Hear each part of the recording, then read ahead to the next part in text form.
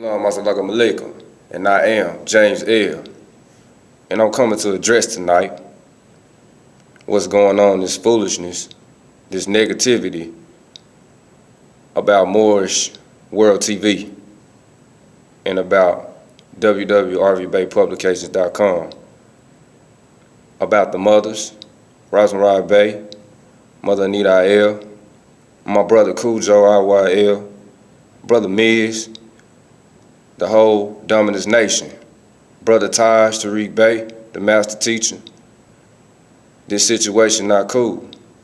Yeah, we are Moors, but there's a difference between a Moor and a Moriscos.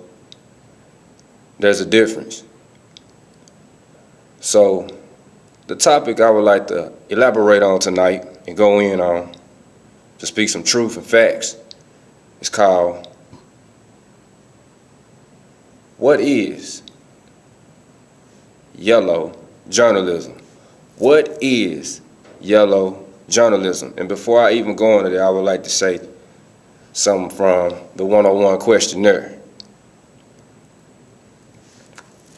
Who made you? Answer, Allah. Who is Allah? Allah is the Father of the universe. Can we see him? No. Where is the nearest place you can meet him? In the heart. All right. www.rvbaypublications.com, not productions. That's disrespectful. I don't like it. That's not cool. That's disrespecting the mothers. And we are about the matriarch, not patriarch. Let's get that straight right now. First and foremost, so you will know that I am a son of Allah. And I respect my mothers, because if it weren't for the mothers, we wouldn't be here. I'm all about unity, but I'm not about foolishness or foolery. That's what I'm not about, or coonery. I'm not going to call you a nigga because the prophet said call you dirty Moors. So I follow the prophet. Or statements and prophecies of Prophet Noble Jew Ali, Sheikh Sharif Abdul Ali, that is, my brother. And that's to the whole squad. The whole squad. rvbaypublications.com.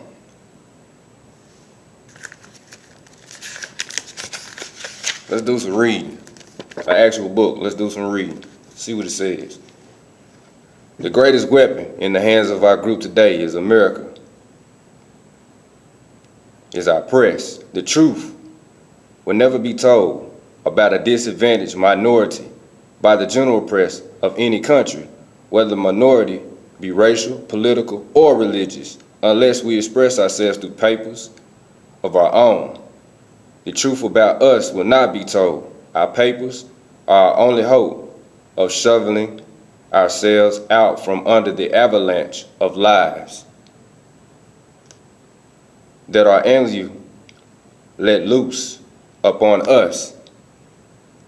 A strong free press is the best possible safeguard of the liberties in general, promotion and defense of the interests of a strong free people. Prophet Noble Jew Ali. The prophet's words. Now,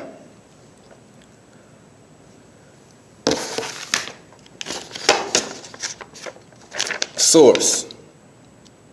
Actually went up and searched, looked it up, seeking ye shall find. Because we are self-governed people. Islam, our self-law master, meaning that we're all leaders. There's no individual, just one, leading everybody else. Everybody is a leader themselves. Yeah.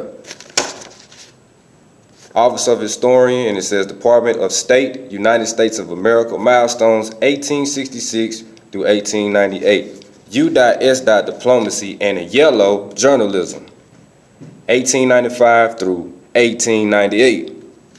Yellow journalism was a style of newspaper reporting that emphasized sensationalism over facts. During its heyday in the late 19th century, it was one of many factors that helped push the United States and Spain into war in Cuba and the Philippines, leading to the acquisition of overseas territory by the United States. Example of yellow journalism in the cover of the Pulitizer's World. The term originated in the competition over the New York City newspaper market between major newspaper publisher Joseph Pulitzer and William Randolph Hearst. At first, yellow journalism had nothing to do with reporting, but instead derived from a popular cartoon strip about life in New York slums called Hogan's Alley, drawn by Richard F. Alcott, published in color by Pulitzer's New York World. The comic's most well-known character came to be known as the Yellow Kid, and kid means goat. That's the etymology of that. Etymology means the origin or the meaning of words, or the study of the law and science of words. So every word has a meaning. So when you think you know what a word is, 9 times out of 10, you're connotatively using it and not having the denotation of it, meaning that you don't know what it signifies, marks, or labels what it is. Carrying on. And his popularity accounted in no small part for a tremendous increase in sales of the world. In 1896, in an effort to boost sales of his New York journal, Hearst hired Alcott away from Pulitzer, launching a fierce bidding war between the two publishers over the cartoonist. Hearst ultimately won this battle, but Pulitzer refused to give in and hired a new cartoonist to continue drawing the cartoon for his paper. This battle over the Yellow Kid and a greater market share gave rise to the term yellow journalism. Once the term had been coined, it extended to the sensationalist style employed by the two publishers in their profit-driven coverage of the world events, particularly developments in Cuba. Cuba had long been a Spanish colony and a revolutionary movement, which had been simmering on and off there for much of the 19th century, intensified during the 1890s. Many in the United States called upon Spain to withdraw from this island, and some even gave material support to the Cuban revolutionaries. Hearst and Pulitzer devoted more and more attention to the Cuban struggle for independence at times, accentuating the harshness of Spanish rule or the nobility of the revolutionaries, and occasionally printing rousing stories that proved to be false, which is the opposite of truth, or the evidence of truth, falsehood. Thus, sort of coverage complete with bold headlines and creative drawings of events sold a lot of papers for both publishers. The peak of yellow journalism, in terms of both intensity and influence, came in early 1898 when the U.S. battleship, the Maine, sunk in Havana Harbor. The naval vessel had been sent there not long before in a display of the U.S. power and in conjunction with the planned visit of the Spanish ship to New York, an effort to diffuse growing tensions between the United States and Spain. On the night of February 15th, an explosion tore through the ship's hull, and the Maine went down. Sober observers and initial report by the colonial government of Cuba concluded that the explosion had occurred on board, and Hearst and Pulitzer, who had for several years been selling papers by fanning anti-Spanish public opinion in the United States, published rumors of plots to sink the ship. When the U.S. naval investigation later stated the explosion had come from a mine in the harbor of the proponents of yellow journalism seized upon it and called for war. By early May, the Spanish-American War had begun. The rise of yellow journalism helped to create a climate conducive to the outbreak of international conflict and the expansion of the U.S. influence overseas, but it did not by itself cause the war, in spite of Hearst's often quoted statement, "You furnished the pictures, I provided the war." Other factors played a greater role in leading the outbreak of war. The papers did not create anti-Spanish sentiments of thin air, nor did the publisher fabricate the events to which the U.S. public and politicians reacted so strongly. Moreover, influential figures such as Theodore Roosevelt led a drive for the U.S. overseas expansion that had been gaining strength since the 1880s. Nevertheless, yellow journalism of this period is significant to the history of the U.S.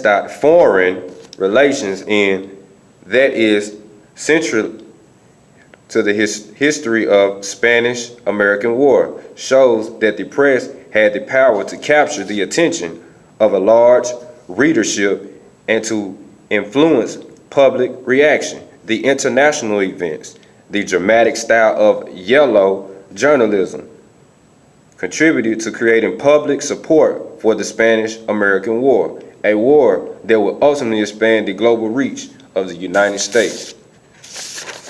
And the United States of America is a corporation. It is not people, by the way, for the record on the record, so you'll know that.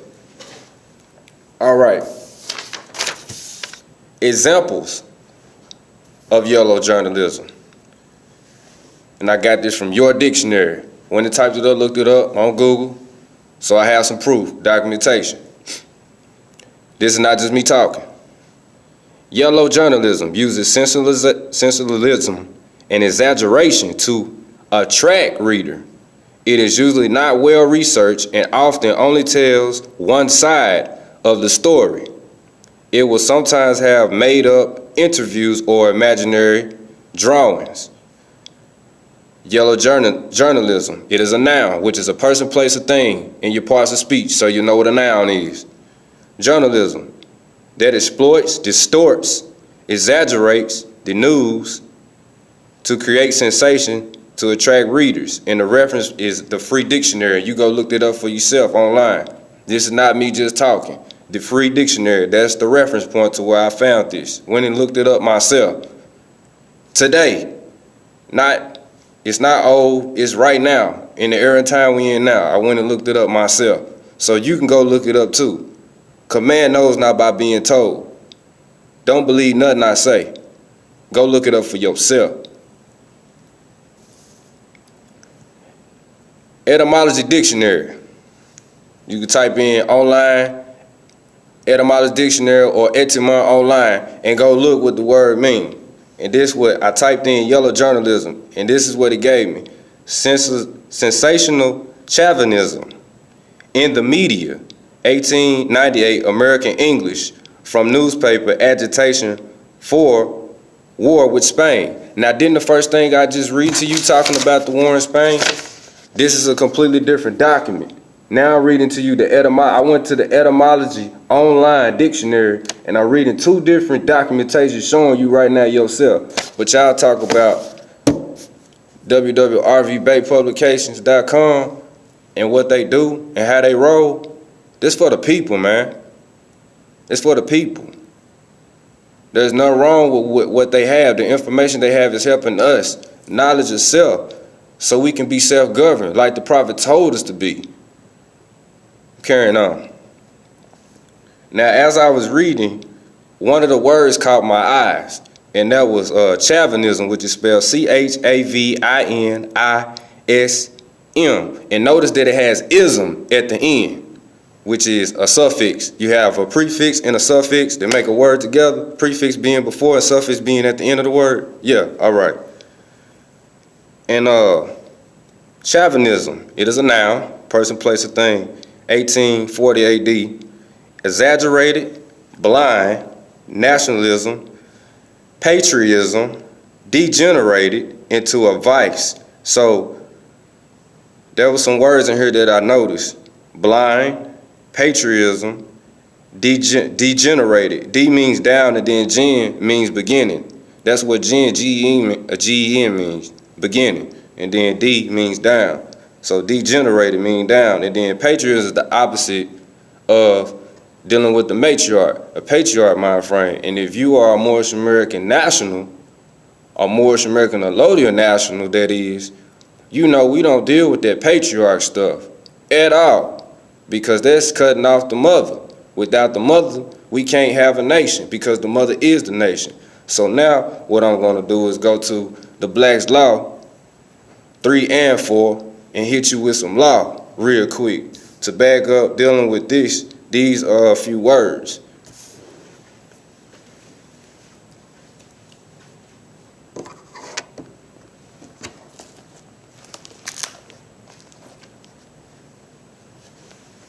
Black's Law 4th edition. I also underline vice, and I'm on page 1738, and it reads, vice, a fault, a defect, or imperfection.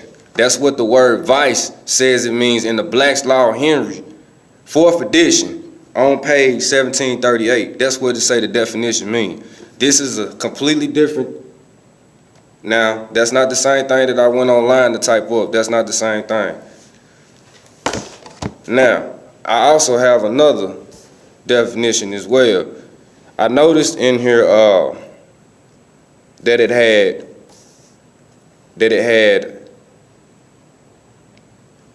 the opposite of legitimate, which is illegitimate, saying that, basically letting you know that it's not lawful. So I'm gonna go back to the Black's Law, but I'm gonna go to the 3rd edition. See that? Black's Law, so you can see it for the record. Then you see that 1933 right there, completely different book again. Even though it's a Black's Law, it's a completely different edition. And I'm on page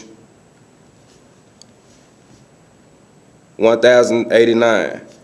Legitimate, to make lawful, to confer legitimacy. Now, let's flip to illegitimate. What does that mean? I'm still in the 3rd. Illegitimate, which is the opposite of legitimate. That which is contrary to law.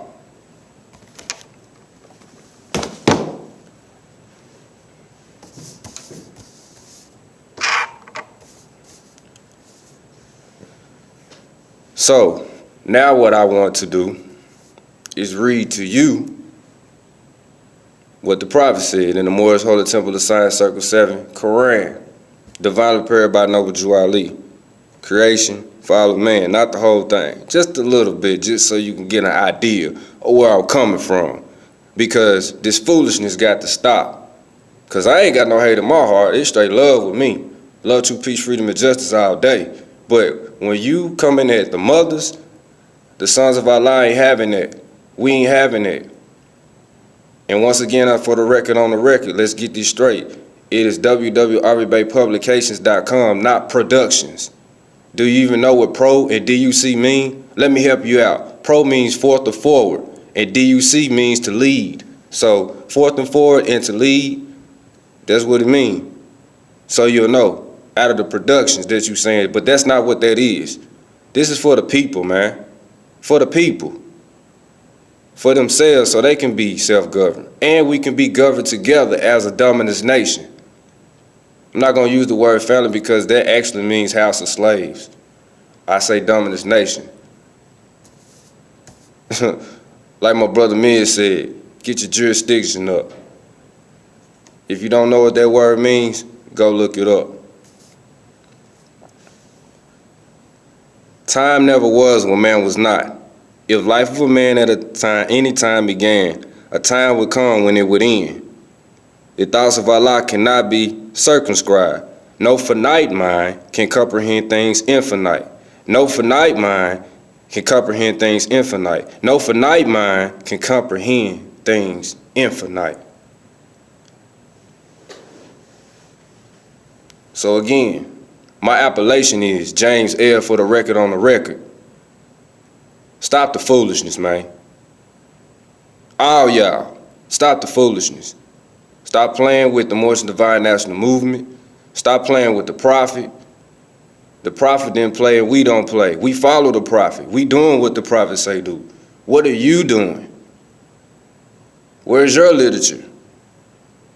I just read some literature from you, from rvbaypublications.com, that helped me get a better understanding and understanding as being a man, as being a father, as being a son.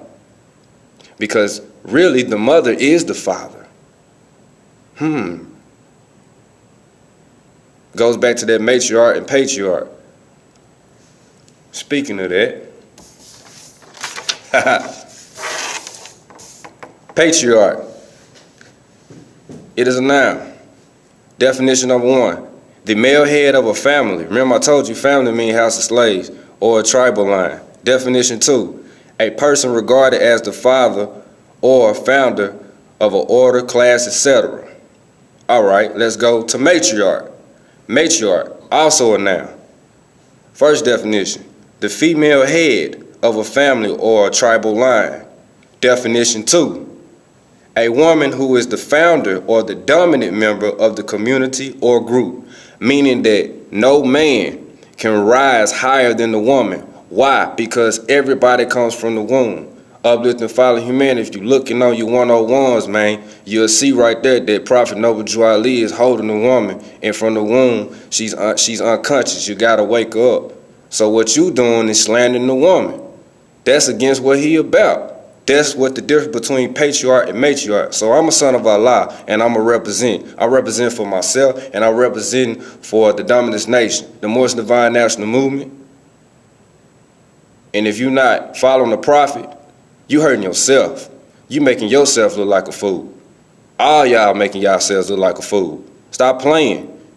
Either you gonna walk upright or you gonna straight like that. And that's all I gotta say on that. Oh yeah, and I heard your rhymes. They suck. Get your frequency up.